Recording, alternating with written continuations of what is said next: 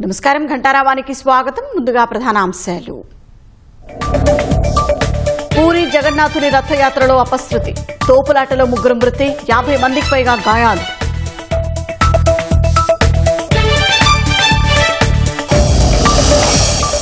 కాసేపట్లో టీడీపీ విస్తృత స్థాయి సమావేశం, తొలి ఏడాది పాలన ప్రచారంపై నేతలకు సీఎం దిశానిర్దేశం.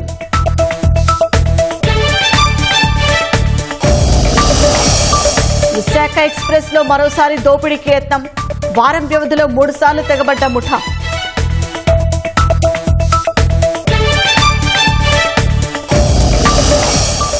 పోలవరం డీవాల్ నిర్మాణానికి ఇబ్బందులు లేకుండా ఏర్పాట్లు, 10 పంపుల ద్వారా గోదావరి వరద మళ్లిస్తున్న అధికారులు.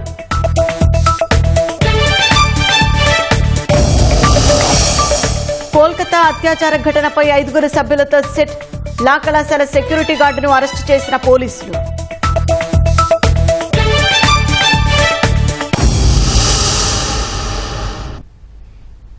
పూరి జగన్నాథ రథయాత్రలో అపశృతి చోటు చేసుకుంది. భారీ రద్దీ కారణంగా గుండిచాదేవి ఆలయం వద్ద జరిగిన తోపులాటలో 3 దుర్మరణం పాలయ్యారు.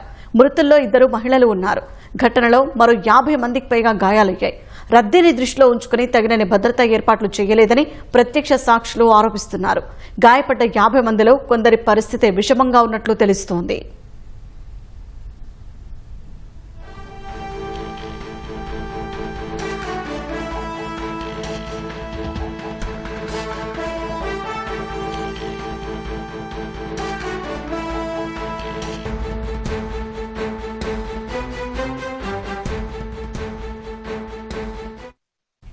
దేవతామూర్తుల దర్శనం కోసం వేలాది మంది భక్తులు గుండిచా ఆలయం వద్దకు చేరుకున్నారు. కొందరు కింద పడటంతో తోపులాట చోటు చేసుకుంది. 3 ఘటనాస్థలిలోనే మృతి చెందారు. మృతులను ప్రభతి దాస్, బసంతి సాహు, ప్రేమ్కాంత్ మొహంతిగా గుర్తించారు. వారంతా ఒడిశాలోని ఖుర్దా జిల్లాకు చెందినవారని పోలీసులు తెలిపారు. రద్దీని దృష్టిలో ఉంచుకుని తగినన్ని భద్రతా ఏర్పాట్లు చేయలేదని ప్రత్యక్ష సాక్షులు ఆరోపిస్తున్నారు. గాయపడ్డ వారిలో కొందరి పరిస్థితి విషమంగా ఉన్నట్లు తెలుస్తోంది.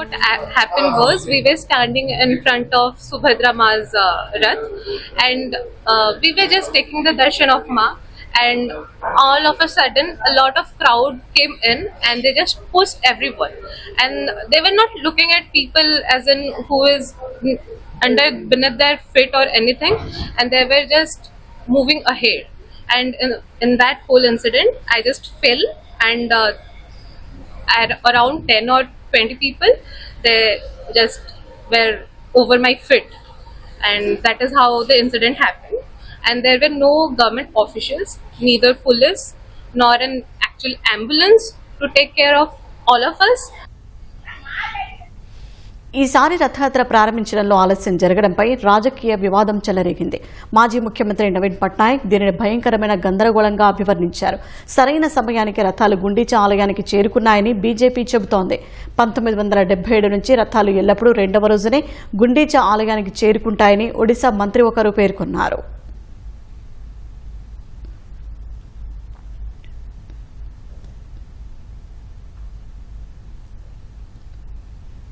ముఖ్యమంత్రి చంద్రబాబు అధ్యక్షతన పార్టీ కేంద్ర కార్యాలయం ఎన్టీఆర్ భవన్లో నేడు తెలుగుదేశం విస్తృత స్థాయి సమావేశం జరగనుంది. మంత్రులు, ఎంపీలు, ఎమ్మెల్యేలు, ఎమ్మెల్సీలు, జిల్లా పార్టీ అధ్యక్షులు, నియోజకవర్గ ఇన్ఛార్జీలు ఈ సమావేశానికి హాజరు కానున్నారు. కూటమి ప్రభుత్వం ఏడాది పూర్తి చేసుకున్న సందర్భంగా జూలై 2 నుంచి నిర్వహించనున్న సుపరిపాలనలో తొలి అడుగు ఇంటింటి ప్రచారంపై నేతలకు చంద్రబాబు దిశానిర్దేశం చేయనున్నారు. పార్టీ భవిష్యత్తు కార్యాచరణపై చర్చించనున్నారు. పార్టీ సంస్థాగత నిర్మాణం, సుపరిపాలనలో తొలి అడుగుపై తెలుగుదేశం జాతీయ ప్రధాన కార్యదర్శి లోకేష్ ప్రసంగిస్తారు. కూటమి ప్రభుత్వ ఏడాది పాలనలో సాధించిన విజయాల్ని కేంద్ర మంత్రి రామ్మోహన్ నాయుడు, ఆర్థిక శాఖ మంత్రి పయ్యావుల కేశవ్ వివరిస్తారు. నేతల ప్రశ్నలకు చంద్రబాబు సమాధానమిస్తారని తెలుస్తోంది.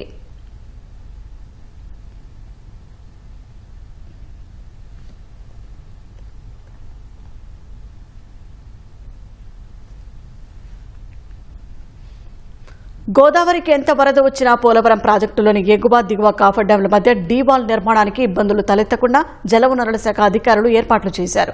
దిగువ కాఫర్ డ్యాం వద్దకు ఇప్పటికే 210 పంపులను తీసుకొచ్చారు.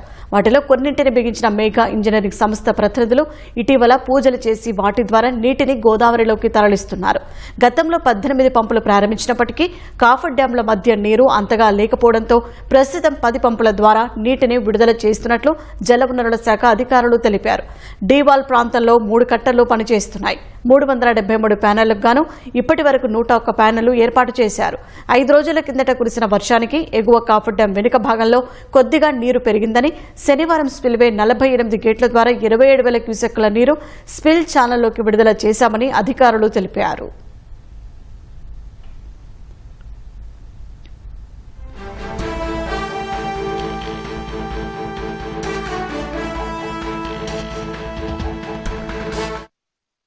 తాజాంశాన్ని చూస్తున్నాం. విశాఖ ఎక్స్ప్రెస్ లో మరోసారి దోపిడీకి దుండగులు ప్రయత్నించారు. వారం వ్యవధిలో ముఠా 3 సార్లు చోరీలకు పాల్పడింది. ఇక మరింత సమాచారం మా ప్రతినిధి వీరాంజనేయులు అడిగి తెలుసుకుందాం. వీరాంజనేయులు, విశాఖలో దోపిడీ ముఠా చోరీకి పాల్పడ్డ ఘటన వివరాలేంటి? షాహీన్ పల్నాడు జిల్లా పిడుగురాల మండలం తుమ్మల చెరువు వద్ద దోపిడీ దొంగలు చెలరేగిపోతున్నారు. గత వారం రోజుల్లో వరుసగా 3వసారి ఈ రైళ్లలో ప్రయాణించే ప్రయాణికుల దగ్గర నుంచి నగదు, అదేవిధంగా ఆభరణాలు చోరీ చేస్తూ భయభ్రాంతులు గురి చేస్తున్నారు.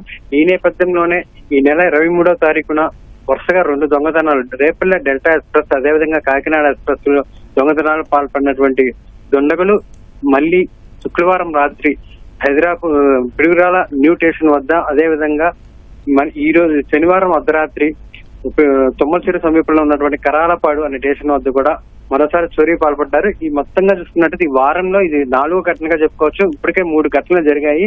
ఈ 3 ఘటనలు జరిగిన నేపథ్యంలో అటు రైల్వే పోలీసులు కూడా ఈ యొక్క దొంగతనాలను, ఈ చోరీలను ప్రతిష్టాత్మకంగా వాళ్ళు పట్టుకునే కోణంలో దృష్టి సారించారు. ఈ క్రమంలోనే రాత్రి ఏదైతే విశాఖ ఎక్స్ప్రెస్ లో ఈ దోపిడీ దొంగలు దొంగతనాన్ని ప్రయత్నించారో ప్రయాణికుల వేషధారులు పోలీసులు వారిని పట్టుకునే ప్రయత్నం చేశారు. అయితే పోలీసులు గమనించినటువంటి దొంగలు రైలులోంచి పారిపోయేందుకు ప్రయత్నించినప్పుడు కూడా వాళ్ళు వెంటపడి పోలీసులు వాళ్ళు పట్టుకునే ప్రయత్నం చేయగా వాళ్ళు రాళ్ల దాడి చేసిన ఘటన అయితే చోటు చేసుకుంది. ఈ రాళ్ల దాడి చేసి వాళ్ళ మీద దుండగులు, అదేవిధంగా దొంగలు పెద్ద ఎత్తున రాళ్లు పారిపోయే ప్రయత్నం చేయడంతో ప్రత్యామ్నాయ పరిస్థితుల్లో పోలీసులు వాళ్ళని పట్టుకునే క్రమంలో గాల్లో కాల్పులు జరపడం కూడా జరిగింది. దాదాపు 10 రౌండ్ల కాల్పులు అయితే ఈ రాత్రి పోలీసులు దుండగుల మీద గాల్లో దాడులు జరిపారు. గాల్లో జరపడం వల్ల వాళ్ళంతా అయినప్పటికీ కూడా అది రాత్రి సమయం, అర్ధరాత్రి ఈ 3:30-4 గంటల ప్రాంతంలో ఈ ఘటన చోటు చేసుకున్న నేపథ్యంలో ఆ చీకట్లో వాళ్ళంతా కూడా దొంగలు పరారయ్యారు. అయితే పోలీసులు మాత్రము ఎట్టి పరిస్థితుల్లో వాళ్ళని వదిలిపెట్టేది లేదని, వాళ్ళని పట్టుకొని తెస్తామని కూడా అని వాళ్ళు చెప్తున్నారు. అయితే ఈ నేపథ్యంలోనే ఈ రోజు ఉదయం ఘటనా స్థలాన్ని రైల్వే ఉన్నత పోలీసు అధికారులు కూడా ఆ ఘటనా స్థలాన్ని చేరుకొని ఆ ఘటన ఎలా జరిగింది అంటే ప్రధానంగా ఈ దొంగలు ఒకటి రైల్లో చైన్ లాగటం, అదేవిధంగా సిగ్నల్స్ జంప్ చేసి, అంటే అక్కడ రైల్వే వ్యవస్థలో వాళ్ళు ఒక పక్కాగా ఒక ప్రణాళిక ప్రకారం రైలు సిగ్నల్స్ ని జంప్ చేయించి రైలు ఆగేలా చేస్తున్నారు. ఆ రైలు ఆగిన సందర్భంలో వెంటనే ఆ రైల్లో అప్పటికే ఎక్కి ఉన్నటువంటి ఆ దొంగలు ప్రయాణికుల ఆభరణాలు, అదేవిధంగా నగదు లాక్కొని వెంటనే ఆ రైల్లోంచి దూకేసి పారిపోవడం చేస్తున్నారు. ఈ నేపథ్యంలోనే ఆ సిగ్నల్ వ్యవస్థను వాళ్ళు ఎలా కంట్రోల్ చేస్తున్నారు అనే దాని మీద కూడా పోలీసులు దృష్టి సారించారు. అందుకే ఈ రోజు ఉదయం ఉన్నతాధికారులు, రైల్వే ఉన్నతాధికారులు ఆ ఘటనా స్థలాన్ని చేరుకుని రైల్వే సిగ్నల్స్ కావచ్చు, అదేవిధంగా ఈ పోలీసులు ఎక్కడైతే కాల్పులు జరిపారో ఆ ప్రాంతాన్ని కూడా పరిశీలించారు. దాదాపు పోలీసులు అయితే 10 రౌండ్ల కాల్పులు జరిపారు. అయితే దొంగల్ని ఖచ్చితంగా, అంటే తరచుగా ఈ వారంలోనే ఇది 4వ ఘటన కావడం, గతంలో కూడా ఇలాంటివి కొన్ని సందర్భాల్లో చోటు చేస్తున్న సందర్భం దృష్ట్యా పోలీసులు అయితే ఎట్టి పరిస్థితుల్లో వీటిని దొంగల్ని గుప్పిపాదంతో అణిచివేయాలన్న కోణంలోనే తీవ్ర స్థాయిలో అయితే ప్రయత్నాలు చేస్తున్నారు. ఆ నేపథ్యంలోనే రాత్రి అయితే పోలీసులు కావాలని చెప్పైతే వాళ్ళ మీద కాల్పులు జరిపినట్టు కూడా ఉన్నతాధికారులు స్పష్టం చేశారు. ఇకపైన ఎలాంటి చర్యలకి తావు ఇవ్వకుండా కఠిన చర్యలు తీసుకుంటామని, దొంగల్ని అదేవిధంగా ఈ చోరీలు పాల్పడే ఎవరైనా సరే వాళ్ళని వదిలిపెట్టేది లేదని, వాళ్ళని ఖచ్చితంగా పట్టుకొని తీరుతామని, అదేవిధంగా నిబంధనలకు అనుగుణంగా కఠినంగా శిక్షించి తీరుతామని కూడా రైల్వే ఉన్నతాధికారులు అయితే స్పష్టం చేస్తున్నారు. షాహీన్, ధన్యవాదాలు వీరాంజనేయులు. జరిగింది. అదేవిధంగా ఇక్కడికి దగ్గరగా ఉన్నటువంటి పిడుగురాల రైల్వే స్టేషన్ లో కూడా నిన్ననే అఫెండ్ చేయడం జరిగింది. ఇలాంటి నేరాలపై ఆఫీసర్ల ఉత్తర్వుల మేరకు రైల్వే డిఐజీ గారు శ్రీ సత్యేష్ బాబు IPS గారి ఉత్తర్వుల మేరకు చాలా పకడ్బందీగా బందోబస్తు నిర్వహించడం జరిగింది. పోలీసు పెద్ద మొత్తంలో ఈ యొక్క డ్యూటీలు రైల్వే RPF ఆఫీషియల్స్తో కోఆర్డినేషన్ చేసుకొని విధులు నిర్వహించడం జరిగింది. రైల్వే ఆఫీషియల్స్ గౌరవ DRO గారు, రైల్వే అధికారుల కోఆర్డినేషన్తో, RPF అధికారుల కోఆర్డినేషన్తో, DSC గారు, ASC గారు కోఆర్డినేషన్తో నేరాలు అదుపు చేయడానికి అన్ని ప్రయత్నాలు చేస్తూ ఉన్నాము. ఆ క్రమంలోనే ఈరోజు తెల్లవారుజామున కాల్పులు జరగడం జరిగింది. ఇక ముందు నేరానికి పాల్పడడానికి ప్రయత్నం చేసినా కానీ రైల్లో ఖబర్దార్, జాగ్రత్త, ఎట్టి పరిస్థితుల్లో కూడా క్షమించేది లేదు. చట్ట పరిధిలో కఠినంగా చూసుకుంటాం. అవసరమైతే కాల్పులు జరుగుతాం. ఎంత దూరమైన చట్ట పరిధిలో పోలీసు సిద్ధంగా ఉందని చెప్పి మీ అందరికీ పత్రికాముఖంగా ఒక హెచ్చరిక జారీ చేయడం జరుగుతుంది. మద్యం కుంభకోణం కేసు విచారణలో దూకుడుగా ముందుకెళ్తున్న సిట్ అధికారులు త్వరలో విజయవాడ ఏసీబీ న్యాయస్థానంలో ప్రిలిమినరీ ఛార్జిషీట్ దాఖలు చేయనున్నారు. ఇప్పటికే ఈ కేసు దర్యాప్తులో చాలా పురోగతి ఉన్నందున నిందితులకు డీఫాల్ట్ బెయిల్కు అవకాశం లేకుండా ప్రాథమిక అభియోగపత్రం వేయనున్నారు. ఆ తర్వాత దర్యాప్తులో వెలుగు చూసే కొత్త అంశాల ఆధారంగా అనుబంధ ఛార్జిషీట్లు దాఖలు చేస్తారు. మద్యం కుంభకోణం కేసులో సిట్ అధికారులు త్వరలో విజయవాడ ఏసీబీ న్యాయస్థానంలో ప్రాథమిక అభియోగ పత్రం దాఖలు చేయనున్నారు. జులై 2వ వారానికల్లా దీన్ని వేసేందుకు కసరత్తు ప్రారంభించారు. మద్యం విధానం రూపకల్పన దశలో జరిగిన కుట్ర, దాని అమలు, ప్రాచుర్యం పొందిన బ్రాండ్లను తరివేయడం, వాటి స్థానంలో ముడుపులు చెల్లించిన తమ గుప్పెట్లో ఉన్న కంపెనీల బ్రాండ్లు ప్రవేశపెట్టడం, డిస్టిలరీల నుంచి ముడుపుల వసూళ్ల కోసం హవాలా నెట్వర్క్ ఏర్పాటు, ఆ డబ్బుల రూటింగ్ కు డొల్ల కంపెనీల స్థాపన తదితర అంశాలన్నీ ఈ అభియోగ పత్రంలో పొందుపరచనున్నారు. ఈ కుంభకోణం సూత్రధారులు, పాత్రధారులు ఎవరు, వారు ఈ నేరంలో ఎలా భాగస్వాములయ్యారు, ముడుపుల సొమ్మును ఏ మార్గాల ద్వారా విదేశాలకు తరలించారు తదితర అంశాలన్నింటినీ పూర్తి సాంకేతిక, శాస్త్రీయ ఆధారాలు, సాక్షుల వాంగ్మూలాలతో సహా ప్రస్తావించనున్నారు. ఈ కేసులో ఇప్పటివరకు మొత్తం 39 మంది వ్యక్తులు, సంస్థలను నిందితులుగా చేర్చగా వారిలో 9 మంది అరెస్ట్ అయ్యారు. కొందరు విదేశాలకు పారిపోయారు. గత ప్రభుత్వ పెద్దల తరఫున ముడుపుల వసూళ్లలో అన్నీ తానై వ్యవహరించిన ప్రధాన నిందితుడు రాజ్ కేశిరెడ్డి, ఆయన అనుచరులైన బూనేటి చాణక్య, పైలా దిలీప్, SPY ఆగ్రో ఇండస్ట్రీస్ పూర్వ డైరెక్టర్ సజ్జల శ్రీధర్ రెడ్డి, ముడుపుల సొత్తున వివిధ డొల్ల కంపెనీల రూటింగ్ చేయడంలో కీలకంగా వ్యవహరించిన భారతీ సిమెంట్స్ డైరెక్టర్ గోవిందప్ప బాలాజీతో పాటు CMO మాజీ కార్యదర్శి K Dhananjaya Reddy, Jagan OST P Krishnamohan Reddy, ముడుపుల సొమ్మును గత సార్వత్రిక ఎన్నికల్లో వైసీపీ అభ్యర్థులకు చేర్చిన మాజీ ఎమ్మెల్యే చెవిరెడ్డి భాస్కర్ రెడ్డి, ఆయన స్నేహితుడు వెంకటేష్ నాయుడు అరెస్ట్ అయిన వారిలో ఉన్నారు. తొలుత రాజ్ కేశిరెడ్డిని ఏప్రిల్ 22న అరెస్ట్ చేశారు. తొలి అరెస్టు జరిగిన నాటి నుంచి 90 రోజుల్లోగా ఛార్జ్ షీట్ వేయకపోతే నిందితులకు డీఫాల్ట్ బెయిల్ లభించే అవకాశం ఉంటుంది. ఇప్పటికే దర్యాప్తులో చాలా పురోగతి ఉండడంతో తొలుత ప్రిలిమినరీ ఛార్జ్ షీట్ వేయాలని సిట్ అధికారులు నిర్ణయించారు. ఆ తర్వాత దర్యాప్తులో వెలుగు చూసే కొత్త అంశాల ఆధారంగా అనుబంధ ఛార్జ్ షీట్లు దాఖలు చేస్తారు. గనుల అక్రమ తవ్వకాలకు పాల్పడిన కేసులో నిందితుడు వైసీపీ మాజీ ఎమ్మెల్యే వల్లభనేని వంశీకి ముందస్తు బెయిల్ మంజూరు చేస్తూ హైకోర్టు ఇచ్చిన ఉత్తర్వులపై సుప్రీంకోర్టులో అప్పీల్ దాఖలు చేయాలని రాష్ట్ర ప్రభుత్వం నిర్ణయించింది. అప్పీల్ దాఖలుకు తక్షణం చర్యలు తీసుకోవాలని సుప్రీంకోర్టులోని రాష్ట్ర ప్రభుత్వ అడ్వకేట్ ఆన్ రికార్డ్ AOR కార్యాలయ ప్రత్యేక అధికారిని ఆదేశించింది. రాష్ట్ర హోంశాఖ ముఖ్య కార్యదర్శి కుమార్ విశ్వజిత్ ఈ మేరకు ఉత్తర్వులు జారీ చేశారు. వైసీపీ హయాంలో గన్నవరం నియోజకవర్గ పరిధిలోని బాపులపాడు, గన్నవరం, విజయవాడ గ్రామీణ మండలాల పరిధిలో వల్లభనేని వంశీ, ఆయన అనుచరులు గనులను కొల్లగొట్టి ప్రభుత్వ ఖజానాకు 195 కోట్ల రూపాయలకు పైగా నష్టం కలిగించారంటూ కృష్ణా జిల్లా గనుల శాఖ అధికారి పోలీసులకు ఫిర్యాదు చేశారు. ఆయా వ్యక్తులకు తెలియకుండా వారి పేర్లపై ఫోర్జరీ పత్రాలు సృష్టించి సహజ వనరులను దోచుకున్నారని పేర్కొన్నారు. విజిలెన్స్ అండ్ ఎన్ఫోర్స్మెంట్ విభాగం చేపట్టిన విచారణలో వంశీ పాత్ర ఉన్నట్లు తేలిందన్నారు. ఈ ఫిర్యాదు ఆధారంగా గన్నవరం పోలీసులు వంశీ సహా ఆయన అనుచరులు కొందరిపై కేసులు నమోదు చేశారు. ఈ కేసుల ముందస్తు బెయిల్ కోసం వంశీ హైకోర్టును ఆశ్రయించగా మే 29న బెయిల్ మంజూరు చేస్తూ ఉత్తర్వులు ఇచ్చింది. హైకోర్టు ఉత్తర్వులపై పీపీ అభిప్రాయాన్ని తీసుకున్న రాష్ట్ర ప్రభుత్వం సుప్రీంకోర్టులో అప్పీల్ దాఖలు చేయాలని నిర్ణయించింది. గ్రామంలో ఎవరైనా చనిపోతే అంత్యక్రియలకు ఇబ్బందిగా మారిందని కడప జిల్లా అలంఖాన్పల్లి ప్రజలు ఆవేదన వ్యక్తం చేస్తున్నారు. దశాబ్దాలుగా ఉన్న శ్మశాన వాటిక సమీపంలో కొందరు ఇళ్లు నిర్మించుకుని నివాసాల్లోని వృధా నీటిని ఆ ప్రాంతంలోకి మళ్లించడం వల్ల అక్కడ గోతులు తీసే పరిస్థితి లేకుండా పోయిందని వాపోతున్నారు. ఎంత తవ్వినా నీరు ఉబికి వస్తుండటంతో పూడ్చేందుకు ఇబ్బందులు పడుతున్నామని చెబుతున్నారు. ఇళ్ల పక్కనే పూడ్చేందుకు కుదరదంటూ కొందరు అభ్యంతరం చెప్పడంతో జాతీయ రహదారిపై స్థానికులు ఆందోళన చేపట్టారు. అధికారులు రంగంలోకి దిగి వారిని వారించగా చివరకు అంత్యక్రియలు జరిపించారు. ఏళ్లుగా ఉన్న భూముల్లో అక్రమ నిర్మాణాలు తొలగించాలని అలంఖాన్పల్లి గ్రామస్తులు కోరుతున్నారు.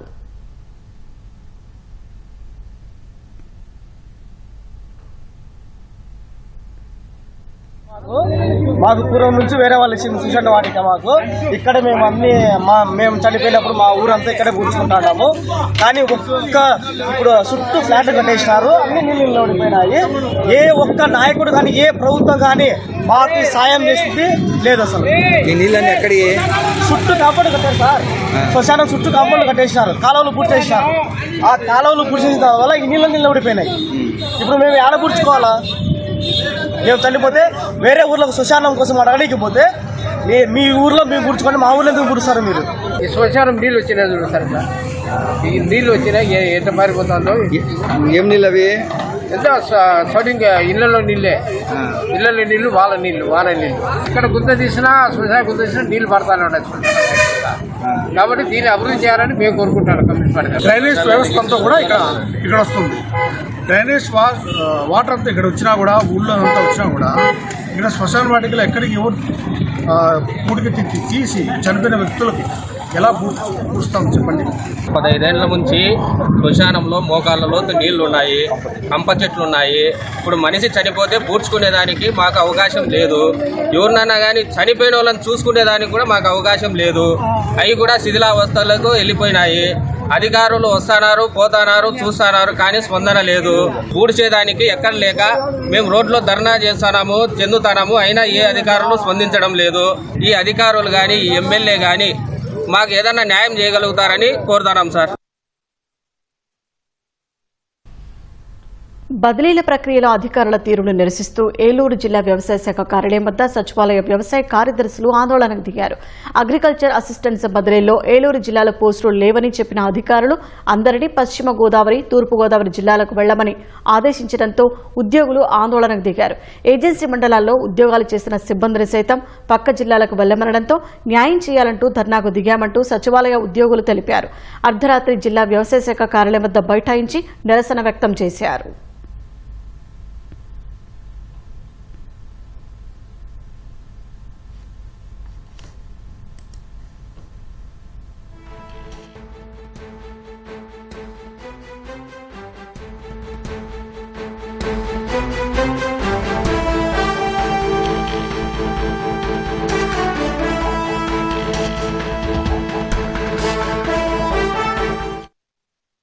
తాజాంశాన్ని చూస్తున్నాం. వైసీపీ నేత మాజీ ఎమ్మెల్యే కేతిరెడ్డి పెద్దారెడ్డి తాడిపత్రిలోని తన నివాసానికి రావడంతో పట్టణంలో మరోసారి ఉద్రిక్త పరిస్థితులు నెలకొన్నాయి.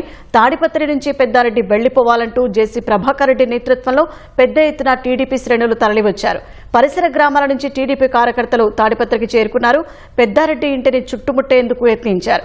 ఘర్షణ జరిగే అవకాశం ఉండడంతో పెద్దారెడ్డి ఇంటి వద్దకు చేరుకున్న పోలీసులు టీడీపీ కార్యకర్తలను అడ్డుకున్నారు. పరిస్థితి ఉద్రిక్తంగా మారుతుండటంతో పోలీసులు పెద్దారెడ్డిని వాహనంలో ఎక్కించుకుని అనంతపురం తీసుకెళ్లారు.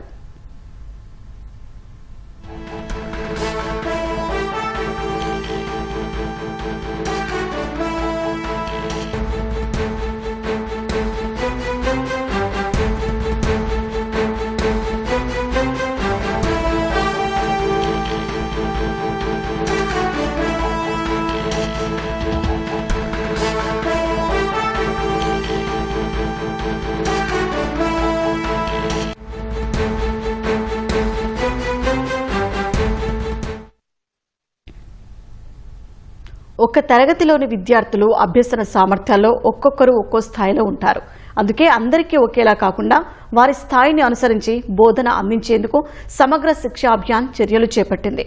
ఇందుకోసం పర్సనల్ అడాప్టివ్ లెర్నింగ్ పోల్ విధానాన్ని రాష్ట్రంలో అమలు చేస్తోంది. పర్సనల్ అడాప్టివ్ లెర్నింగ్ విధానంలో కృత్రిమ మేధ విద్యార్థి సామర్థ్యాన్ని అంచనా వేసి దానికి అనుగుణంగా వీడియో పాఠాలు ప్రసారం చేస్తుంది. దీంతో చదువులో వెనకబడిన పిల్లలకు ఆయా పాఠాలు సులభంగా అర్థమవుతాయి. విద్యార్థి ఆ తరగతి సామర్థ్యాన్ని అప్పటికే కలిగి ఉంటే ఇంకొంచెం పై స్థాయి అభ్యాసన సాధించేందుకు ప్రయత్నిస్తుంది. ప్రస్తుతం రాష్ట్ర వ్యాప్తంగా 1224 ప్రభుత్వ పాఠశాలల్లో పర్సనల్ అడాప్టివ్ లెర్నింగ్ విధానాన్ని అమలు చేస్తున్నారు.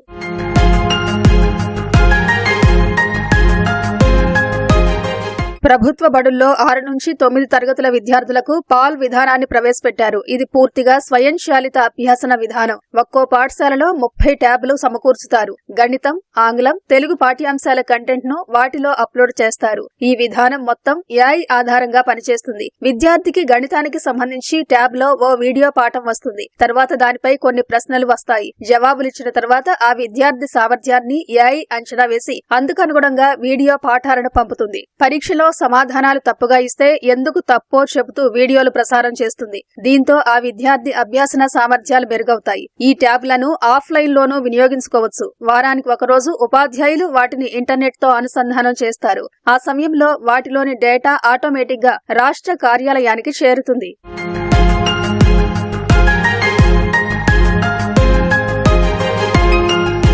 పాల్లో వారానికి 2 గణితం క్లాసులు, తెలుగు, ఆంగ్ల భాషల సబ్జెక్టులకు ఒక్కో క్లాస్ వచ్చేలా ప్రణాళిక రూపొందించారు. కస్తూర్బా గాంధీ బాలికల విద్యాలయాల్లో 99.28%, మిగతా పాఠశాలల్లో 91.42% విద్యార్థులు పాల్ ట్యాబ్లు వినియోగిస్తున్నారు. KGBVలు రెసిడెన్షియల్ కావడంతో ఏడాదికి ఒక్కో విద్యార్థి సగటున 22.52 గంటల పాటు ట్యాబ్ల ద్వారా అభ్యసించారు. నాన్ రెసిడెన్షియల్లో సగటున 12.5 గంటల చొప్పున వినియోగించారు. 2024-25లో 524 నాన్ రెసిడెన్షియల్ పాఠశాలల్లో పాల్ పై మదింపు చేయగా విద్యార్థుల అభ్యసన సామర్థ్యాలు 11% మెరుగుపడినట్లు గుర్తించారు. 352 KGBVల్లో 3 నెలల వ్యవధిలో పిల్లల్లో అభ్యసన సామర్థ్యాలు 6.5% మెరుగుపడ్డాయి. పాల్ అమలవుతున్న పాఠశాలల్లోని విద్యార్థుల అభ్యసన స్థాయిలు మిగతా వారికన్నా 1.5 నుంచి 2.5 రెట్లు అధికంగా ఉన్నట్లు గుర్తించారు.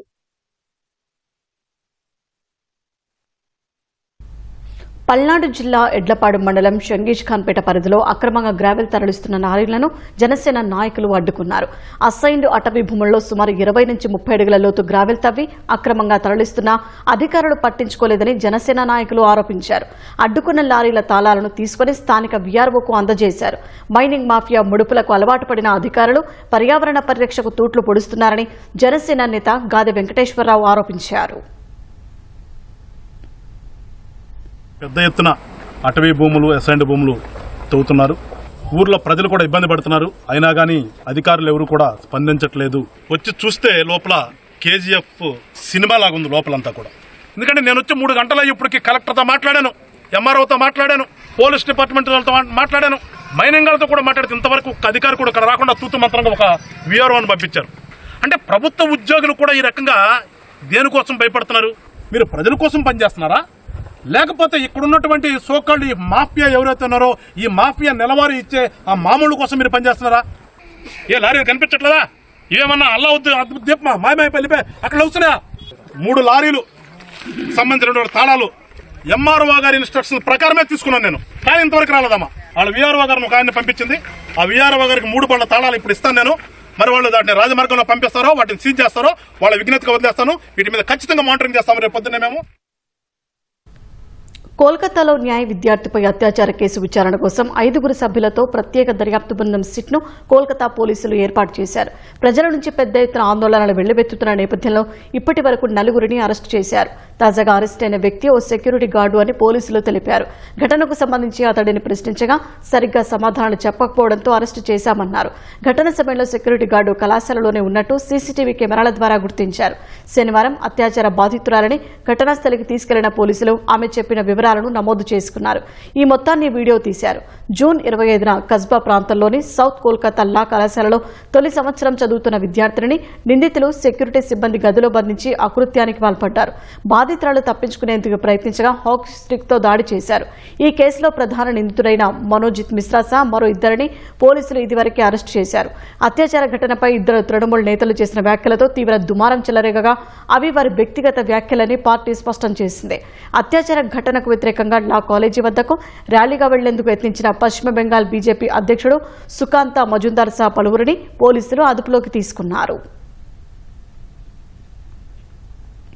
ఇజ్రాయెల్ గాజా యుద్ధంపై అమెరికా అధ్యక్షుడు డొనాల్డ్ ట్రంప్ కీలక ప్రకటన చేశారు. వచ్చే వారంలోపు ఇజ్రాయెల్ హమాస్ మధ్య కాల్పుల విరమణ ఒప్పందం కుదిరే అవకాశం ఉందని పేర్కొన్నారు.